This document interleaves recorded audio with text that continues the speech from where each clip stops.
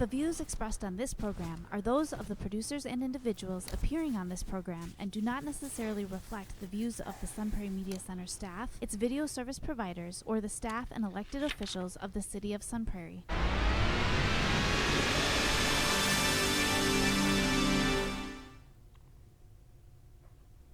Hello and welcome to Real Reviews. My name is Jolly Old St. Nick, and the man joining me this week is the newest member of my nice list. It's Jeff Robbins. How you doing, sir? You know, co-hosting this show with you Yeah. is like the second best job in show business. Really? Yeah. And number one would be? Carnival Geek. We'll talk about Carnival Geeks later. Oh, Sure we Jeff's will. going full geek today. So first off, you know, it's our Christmas show, so we both dressed up. We're ready to go. And I'm not dressed up. Oh, I thought this was, I don't know. I don't know if you were supposed to be something. No, I'm just me. Sorry. Oh, that's good. That's good. Here to talk about some movies, and we got some big ones this week, as well as an eclectic choice for our movie throwback. Yeah, You sorry have to about that. Stay tuned for that. It'll be interesting. But I'm going to go ahead and get us started first with what we have on the marquee. Perhaps the biggest movie of the year. It's huge. Box office-wise. Box office gangbusters. Breaking all sorts of Bonkers. records. We're talking about Spider-Man No Way Home from director John Watts. This is the third in this iteration of the Tom Holland Spider-Man franchise. This one picks up following the events of the last Spider-Man film, where Mysterio had outed Peter Parker as the secret identity of Spider-Man. And in this one now we have J. Jonah Jameson, played by the great J.K. Simmons, playing an Alex Jones type, peddling conspiracy theories, half-baked fear-mongering opinions as news, and he is very happy to spread this news worldwide with his twist that Spider-Man, a.k.a. Peter Parker, is a terrorist. Yeah. And now Peter, his girlfriend MJ, of course played by Zendaya, and his buddy Ned, played by Jacob Balaton, are now hounded everywhere they go. They're in their senior year of high school. Things are not going well. They're trying to get into MIT. Yes, they are. And it doesn't help that they're associated with a known terrorist. Right. Half the people love Peter, half the people hate him, depending on your opinion of the events of Far From Home. College admissions officers don't want anything to do with it. Yeah, they don't want to be touching the third rail No. of, is this guy a terrorist or a Right. good guy? Right. They just want to leave that alone. And so Peter goes to the one man who might be able to fix all of this. And that, of course, is Doctor Strange. The great Benedict Cumberbatch returns as Doctor Strange, who is coerced into creating a spell that might make everyone forget who Peter is. Just forget Peter altogether. Right. And Forget they ever knew him. Right. But this spell gets twisted as Peter continually makes addendums to it as the spell is being created. And we've learned this in every movie that involves magic. You can't just keep messing with the spell as it's going, because things are going to go wrong. And soon enough, everyone who has ever known that Peter Parker is Spider-Man through all the universes come crashing into this universe. They call that the multiverse. The multiverse is in full effect in this movie. Yes. And this is where I want to just take a brief moment to give a spoiler alert, because I know this is probably mild Don't do it. spoilers. Don't but do it. If you're like, I haven't seen the movie, first off, why watch a review if you? But just we're going to talk about some things in here that have to be talked about. So, Okay. Because the multiverse nude is the multiverse is something that's been kind of spun up throughout the Disney series, with Loki, with Scarlet Witch. We're kind of really delving into this multiverse, and now it all It's a comes well-worn crashing. trope. Yes. Yes. Now it's finally hitting the big screen with this, and we have all the familiar villains from the previous iterations of the Spider-Man films. Yeah. We get Electro? Electro. Jamie Foxx comes Yes. back. We get Doc Ock. The great Alfred Molina comes Yes. rolling in from the original franchise. Speaking of the original franchise, Green Goblin. Willem Dafoe comes rolling in. You a have subtle performance, but oh man, I love when they let him go full Defoe. He was chewing the scenery. The Lizard returns. Sandman, briefly played by Thomas Hayden Church. Yeah. I feel like he shot that from his house and sent in the 2 scenes where they needed his face. I didn't even recognize. I forgot who played him, and then Yeah. I had to watch the credits, and I was like, Well, oh, it was that's for that like year and a half window where Thomas Hayden Church was huge, like coming off of Sideways, and he was nominated. And people were like, Thomas Hayden Church is a great actor. He's more than just wings. Wasn't he Ned and Stacy?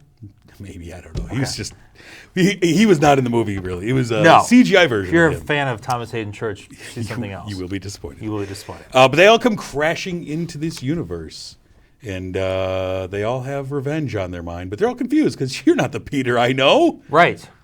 And Then what happened? things get ugly. Ugly. Things get real ugly until, to save the day, we get our well-known Peter Parkers from previous Spider-Man movies. Which part of this is the spoiler alert? This was the spoiler alert. Oh, this part. The right Spider-Man. here. Okay. Yes, Yeah. you get Tobey Maguire Tobey Maguire comes showing up. and Andrew Garfield. I love it. Yeah. First off, what are your thoughts about the Spider-Man films before this? Did you have any feeling about the previous Spider-Man incarnations? What do you mean by feeling? Well, I mean, like, I think both of the Spider-Man franchises before this were well received and then much maligned at the end of their franchises. Well, yeah, this was sort of like Spider-Man 3, the Tobey Maguire Spider-Man 3 was much maligned. Right. And the Spider-Man 3 of the second series that was never just- happened. Yeah, right, because 2 was so poorly received. Right. And now we got this one. And so Yeah. I think people were kind of nervous about how this one would turn out. Yeah, yeah. But how do you think it turned out, Mr. Claus? I loved it. You loved it? I knew that this is what was going to happen, right? I knew these other guys were showing up. How'd you know that? You know, I read things on the internet. You know, the internet is a thing. Well, you're Santa Claus. You know everything. Right. Yeah. I was surprised how there were moments in here where I got unexpectedly emotional. Really? Yeah. For a Spider-Man movie. This movie has a lot of stakes. And I like that this movie... Just the MIT thing?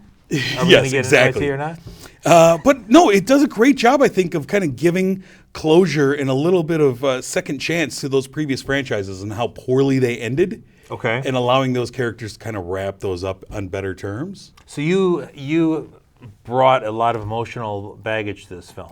I didn't think I did, but there's a moment where Andrew Garfield gets to save the day for a moment that I got a little choked up because it was like he finally got to be the hero he always wanted to be. Interesting. I like that quite a bit. Okay.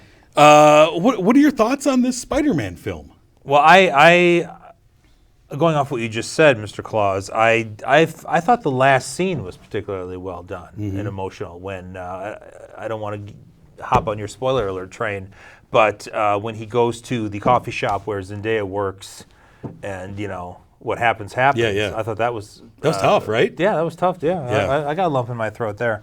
But I did enjoy the last third or so of this film quite a bit when the aforementioned Tobey Maguire and Andrew Garfield showed up. That sort of made me sit up in my dream lounger a little bit and take notice. To be honest, for the first half or two-thirds of this movie, I was pretty bored. Really? I did not enjoy the camaraderie, the interplay between the three leads as much as I thought I was going to. Okay. There was a part where Doctor Strange tells the three that they should Scooby-Doo this crap. There's a lot of language in this film, wasn't there? I thought, well, that's apropos because I feel like the script is written on like the level of a Scooby-Doo or some sort of a sitcom. Actually, I thought the interplay between Doctor Strange and the three high school seniors was very much like a Saved by the Bell, and Doctor Strange was Mr. Belding, and it's like, oh, those darn kids, they're so aggravating. So I didn't, and which is surprising to me because when I see these Marvel movies, this is the 27th film in the Marvel Cinematic Universe, and there was only 2 Ghostbusters. Well, there actually has been more, 4. I usually find myself looking for and enjoying some of the quieter moments, some of the moments where they take a step back from the heavy CGI effects and they let the characters sort of grow a little bit. This movie, just the opposite. I found the characters to be really sort of uninteresting, and I just enjoyed the final scene of the Statue of Liberty. That I got into with the 3 Spider-Mans and all the old villains. But I think that was the strength of that final third was the quiet moment when the three of them sat down and talked about it. You got to Yes. find out the emotional baggage that the previous was Spider-Man had gone through. Deep into the movie. I mean, this movie's like 4 hours long. It is. It's 2 hours and 25 minutes. But for the first hour or so, I was just sort of like, okay. Marissa Tomei, okay. Marissa Tomei has a moment. No, Poor Happy pops in and out of this movie just being a sad sack. Yeah. I liked when the three of them got together. Did I really care if they were what college they were going to get into? No, I didn't not care really. about Not that. really. No, that was kind of spinning your tires. But the thing I love is when the three guys get together. We're talking about. I enjoy that. And you get some in-jokes and because there's a lot of things in the Spider-Man universe, like the Tobey Maguire Spider-Man, it was always strange that he didn't have web shooters, that he just organically shot webs. Right. I like that was addressed. Yeah. I like that they very talk meta. about, I fought a rhino. Oh, I fought an alien in space. Like, I love these things as they kind of talk about things from their versions. And it was interesting to me looking back this month now. This is the second film this month with Ghostbusters Afterlife that really kind of dug into a beloved franchise, pulled out nostalgia, and tried to use that to kind of craft a plot. Yeah, I thought that worked. Yeah, and I did like that. And is there fan service in this movie? Absolutely, a lot of fan service. Explain that term, fan service. Just appeasing the fans. Giving things that like in jokes for the fans. Okay. A lot of that, like the talking about Rhino and talking about this and that. It was like, yeah, I know what he's talking about, Okay. A lot of that stuff. But I thought that they did a good job with the villains. Like when you let Willem Dafoe just be Willem Dafoe and go full on crazy, I'm all for that. I thought he overdid it a little No, bit. Willem Dafoe doesn't know what overacting means. That's the problem. He doesn't know what that Jamie means. Foxx's character of Electro, though, which I thought was a kind of weak villain, and I think part of the reason why that Spider-Man franchise died was because of the villains. Yeah. I thought he was much better in this movie I than he enjoyed was in Jamie that Foxx. movie. Yeah, I enjoy Jamie Foxx. And Alfred Molina's fine. He's good. He's great. I mean, the other guys were just kind of there. I mean, the Lizard and Sandman were just kind of there. Yeah, that was kind of there. But yeah, I enjoyed Wasn't there one of the Venom dudes in the movie too, or? No. Yeah, there was. Yeah. Towards the end. No, you're in the credits. Yeah. Was I we not? get a little stinger in the credits, like most Marvel Is that movies. a spoiler alert? I'm not supposed to I don't get know. to? Maybe I don't know. No, I'm sorry. It doesn't matter. Stick around. It's a Marvel movie. I was surprised by how many people walked out of the theater when the credits hit immediately. Yeah, people don't people know but at this point, or they just don't care? Because the movies are all 4 hours long, so that, I don't know. you have to go to the bathroom. I guess. Ultimately, what did you end up giving Spider-Man No Way Home? I believe and I also really hated that J.K. Simmons character. Yeah, Jay Jonah. Yeah, he's annoying. Jay Jonah's great. I thought it was more of a Rush Limbaugh thing. I saw Alex Jones. Yeah, I think you're right on, and I'm not. I think I gave Spider-Man No Way Home a grand total of 3 stars. 3 stars. I enjoyed it much more. Part of it is that Spider-Man, to me, the first Tobey Maguire Spider-Man was like the first thing that launched Marvel and Sony the superhero motion pictures back in the 90s. We took that big leap from those terrible Batman movies and stuff. There was a long gap of bad superhero movies. That first Spider-Man movie came and it blew me away. And so I have a soft spot. Nothing will ever top Superman 3 with Richard Pryor. That's one of the best. The great John Cryer. But I ended up giving this Spider-Man movie 4.5 stars. Wow. Enjoyable. It's almost a perfect score. Not a perfect score, but close. Almost. But I said almost. Let's move ahead, sir, with what else we have on the marquee. What do you have for us? We're going to talk about a feel-good Christmas holiday film called Nightmare Alley. Nightmare Alley, directed by Guillermo. Am I saying that correctly? Guillermo, thank you. Guillermo Del Toro, and written by Del Toro and Kim Morgan. This is based on a 1946 novel, and is actually the second film version of this novel, following a 1947 film version starring Tyrone Power, one of Mr. Claus's favorites. Now, this film, like the original, takes place during World War II, stars Bradley Cooper as Stan Carlisle, who we see at the beginning of the film burning down a house, but whose house? We don't know yet. And he stumbles across a carnival. Now, this is no Little America, Mr. Claus. This is a dark and rather disturbing carnival filled with freaks and geeks. Again, geeks. In fact, the first attraction that Stan stumbles across is a carnival geek whom we see biting the head off a live chicken in one of quite a few unforgettable moments from this film. Stan eventually befriends the husband and wife psychic team of Madame Zena and Pete, Also the title of my favorite 80s sitcom, Xena and Pete. Xena and Pete, played by Toni Collette and David Strathairn, show how they fool people to thinking Xena has tremendous clairvoyant powers. Stan and Xena have a little fling, but Stan's attention quickly turns to Molly. Meanwhile, she's played by Rooney Mara. Molly and Stan eventually leave the carny, and the film skips ahead 2 years. Stan has transformed himself into the Great Stanton, who performs psychic acts for the upper crust in Chicago. There, Stan meets a corrupt psychologist played by Cate Blanchett, who in turn introduces Stan to some powerful clients who wish to make use of Stan's abilities to contact and maybe even temporarily manifest the dead. From there, things go south pretty quickly. There's some double crossing, and Stan eventually finds himself back at another carnival with less promising consequences. Ah, yes. This, to me, Mr. Claus, this really felt like 2 movies in one. And I was doing a little research in between my Christmas shopping, and the majority of the film set in Chicago, what I would say the last 2/3 of the movie was shot before a COVID shutdown. Oh, okay. And the opening third was shot after they resumed. Okay. And it did really seem like 2 movies to me. It really did. And especially how it looked. The Yeah. carnival sequence is dirty, dark, grimy. Right. And then cut to he's a success. And it's more, it got felt more the- like a noir feel, Art Deco looking, like everything's kind of brighter and just more interesting, I think, as far as what you're seeing. But the people are very different. Much higher upper crust. Well, much, much higher. Yeah, Right. you're dealing with the dregs of society in that first. But some interesting first characters. Again, Willem Dafoe. Willem Dafoe shows up returns. as Clem, the guy who's I enjoyed running him the much geek. more in this one. I mean, he's a reined-in version, but you have a lot of interesting characters in the inner workings of the circus. Yeah. You know, I like that.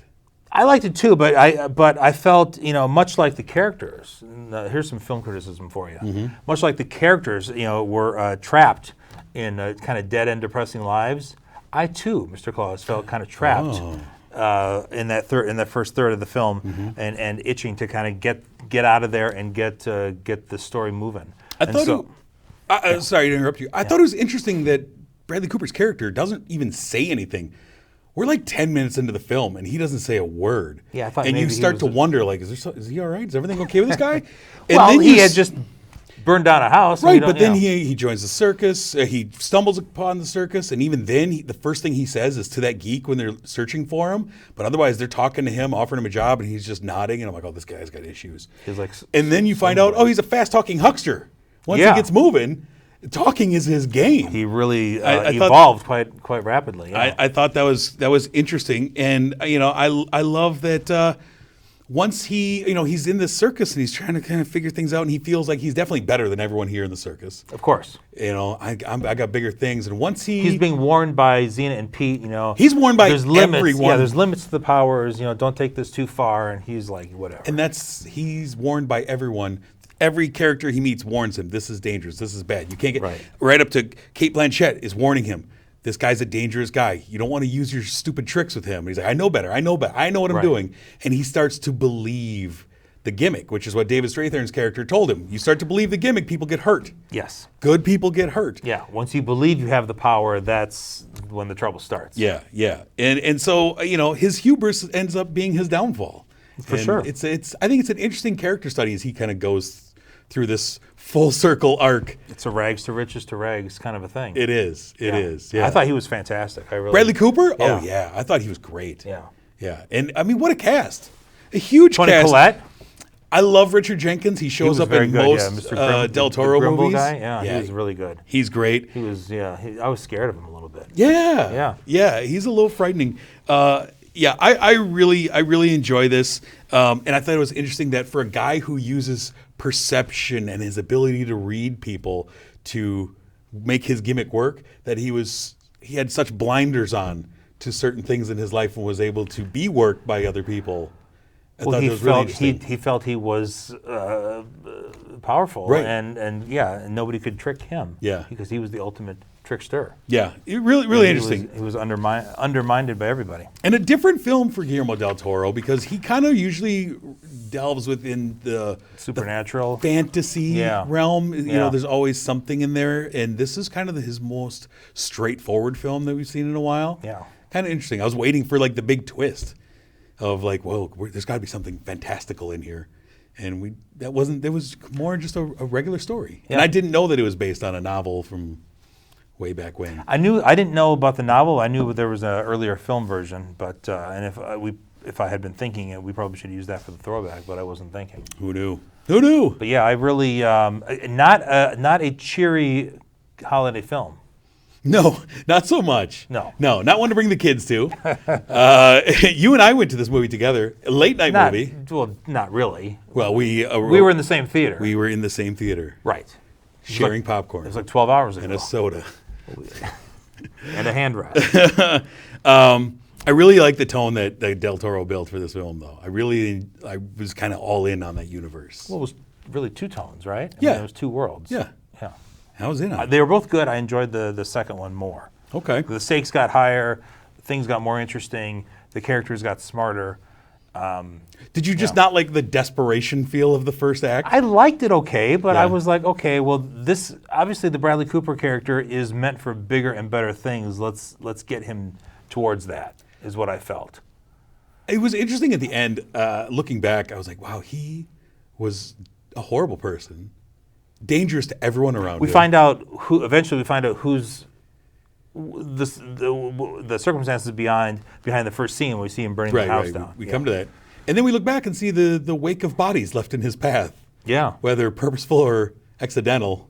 Yeah. Most of them purposeful. Yeah, Terrible quite person. a body count. Got his comeuppance, I hope. What did I you would end say up so. with giving Nightmare Alley? I think I gave Nightmare Alley 4 stars, Mr. Rabbit. That's a good score. Mr. I Claus. concur with it completely. I gave it we 4 see eye to stars eye. as well. Good choice. Good choice. All right, let's move ahead to our movie throwback for this week. This is a film that you selected, a film that I had never seen. Thank you very much. And you were so kind enough to give me a Criterion edition of I loaned it. You loaned it to me. 1968's Head from director Bob Rafelson. Bob Rafelson, one of the great directors of the 1970s. Came on some hard times after the 70s, though. Boy, he makes some bad movies. But Quite possibly. A film written by the young Jack Nicholson, pre-Easy Rider, 5 Easy Pieces Jack Nicholson, the very psychedelic era Jack Nicholson, who wrote this movie starring the Monkees, the great thespians, the Monkees. This movie felt like a fever dream of a film to me, starring the Monkees. Oddly, a film made after their fame had died down. Their series had been canceled. The Monkees were kind of on their way out in the world consciousness. Kind of a series of unconnected thoughts and skits interspersed with musical numbers and these television cut-ins. Seems to be trying to skewer tropes from TV and films up to that point. A lot of, let's make fun of the Westerns. Let's make fun of these tropes that we see in these movies. Sure. A little science fiction in there. I was unsure what to think about this movie. Most people are. Please tell me why we watched this movie today. What's going on? Well, I thought, with all the attention given to the Beatles lately and Get Back and that whole thing. You said, let's go with the real artists. Let's go with the real musicians, the real artists, the Monkees. It's good. Forget the Beatles. They were a big inspiration on the Beatles. Well, I mean, kind of backtracking and hopping on the coattails of some things you said. This really was made very quickly after their TV series ended. And their TV series was created and produced by, is it Rafelson or Rafelson? I don't know. I thought it was Rafelson. Could be. By Bob Rafelson and his production partner, Bert Schneider. Yes. So they wanted to get into the movies. Right. And so the Monkees were sort of the commodity that they had. Yeah.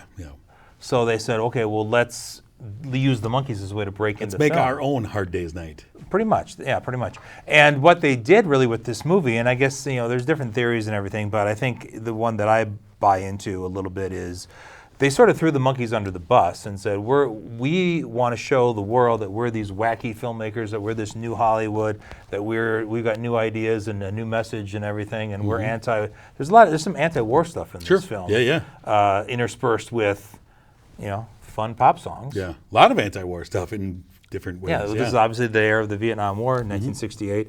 And I think that they just decided we're going to sort of make our mark, and at the same time, we're going to kind of wreck what people's thoughts about what the Monkees are or were. Mission accomplished. They're not those fun-loving, wacky one-liners that people saw on the TV series. And we don't care if your fans like this movie or don't, because we're not really going for those people. We're going for maybe a different kind of an audience. Yeah. So, Bert Schneider and Bob Rafelson directed this movie, and then they went on to create. Well, actually, this is the first movie under their production company called BBS Productions, and that was the production company behind Easy Rider, Five Easy Pieces, King of Marvin Gardens, and The Last Picture Show. Yeah, legendary movies. Legendary movies all started right here. Yeah. With Head. Yeah. So, and I think there's a lot of things you can read into the film. I mean, like at the beginning of the film, and also at the end of the film. I don't think we're going to do any spoiler alerts here. Go ahead. They're all jumping off a bridge. Yeah. So you could say, well, the Monkees are kind of committing suicide, if not real, maybe career suicide. They're sort of like. I just found that I'm not the. I don't think I'm the target for this film. And they were a lot of the movie they spent inside a big black box. Right. Yeah. I was reading about so that. So they're trapped inside the box. They, and also it was. The Monkees were made fun of a lot because they were sort of a manufactured thing. Sure. They weren't the Beatles. They weren't organic musicians Yeah. and songwriters. They were sort of thrown together. They didn't really play a lot of their own instruments or write a lot of their own songs at first. And there's that scene at the beginning where all those TVs come up, and there's that song about, hey, we're the Monkees, we're manufactured. It's kind of a parody of their original theme song. And then there's the scene where dolls of them are ripped apart, and it shows that the Monkees are really just plastic. And I was never a Monkees guy. I wasn't really a Monkees guy either. I always thought they were really cringy. This is just a very interesting. Yeah, I mean, talk about the Beatles. I mean, this is a much more entertaining movie than Magical Mystery Tour. I don't know. This movie felt longer than any of the movies we saw in the theater, and this Well, movie was 85 minutes, and it felt way longer than either of the movies we reviewed previous to this. I was checking my watch on this movie because it felt like the Monkees. But every 5 minutes it was something else. They were Right, on but to like a new non sequitur, a new scene. Right, but it felt like, no pun intended, the Monkees just aping other people and not coming up with anything creative or new. It felt like they write the movie. I mean, you can blame Rafelson and Nicholson for that. I don't know, but I don't think that they have any real charisma that I ever liked. I'm just not a fan of them, of any What of about the music? Did you like any of the music? No! You didn't like Circle Sky or I was Porpoise not a fan of this. I'm not drawn You didn't like into Davy psychedelic Jones? films either. This is the Davy Jones dance? Davy Jones is just the worst. No. Like, give me, I'll watch. You know why they called this movie Head? Why? So they can make the sequel? For the So people. when they put out Easy Rider, they could say, from the people that brought you or gave you a head. Yeah. Thank you. That's horrible. That's just horrible when, like, we're naming the movie for a punchline years down the road. It's going to be great. Yeah. I'm glad good. you I enjoyed saw it. But I longed for the days of watching North with you. Did you watch the did you listen to the commentary? No! Oh. I was up at 5:30 in the morning watching this movie. When that commentary was recorded on that Criterion disc, all the Monkees were still alive, and now 3 of them are dead. And I sort of picked this movie, a little bit of a shout out to Mike Nesmith, who just passed away. Rest in peace. All right, let's move ahead with what we have coming soon, the weekend of December 31st, otherwise known as New Year's Eve. We have 2 films, both of them streaming that weekend. First, we have The Lost Daughter, written and directed by Maggie Gyllenhaal, stars Olivia Colman and Jessie Buckley in a drama about a woman facing some unforeseen circumstances. It looks great. It's got Olivia Colman. She probably win an Academy Award for this. This will be streaming, I believe, on your Netflix. And then in a very different tone, we have SEAL Team, an animated movie about a SEAL who watched his friend get torn apart by a shark. And so he forms his own SEAL team of his friend SEALs. Are you making this up? No, I'm dead serious. Oh, okay. That go out to attack the sharks and get revenge. So anyways, that's all happening December 31st. Before we go any further, we want to thank our sponsor, Marcus Theaters, the Palace, the people who brought the Dream Loungers that Jeff and I were seated in last night. Comfortable. It was so comfortable. Thank you for sponsoring this program. Tons of movies playing at the Palace right now. We'll be talking about a bunch of those next week when I will be reviewing The Matrix Reloaded, The Kingsman, Sing 2, and possibly more. And I'll be joined by my oldest son, Logan. So excited to have him back in studio. That'll all be happening next week. And I'll be directing. Oh boy, it's going to be amazing. Mr. Robbins, thank you for joining me. Merry Christmas, Santa. Thank you for being good. I hope you enjoy everything you get for Christmas. I'm looking forward to it. I will be coming down your chimney in just a few hours. That's exciting. You better believe it. Wow. But until next week, I'm Jameson. I'm Jeff. Thanks for watching.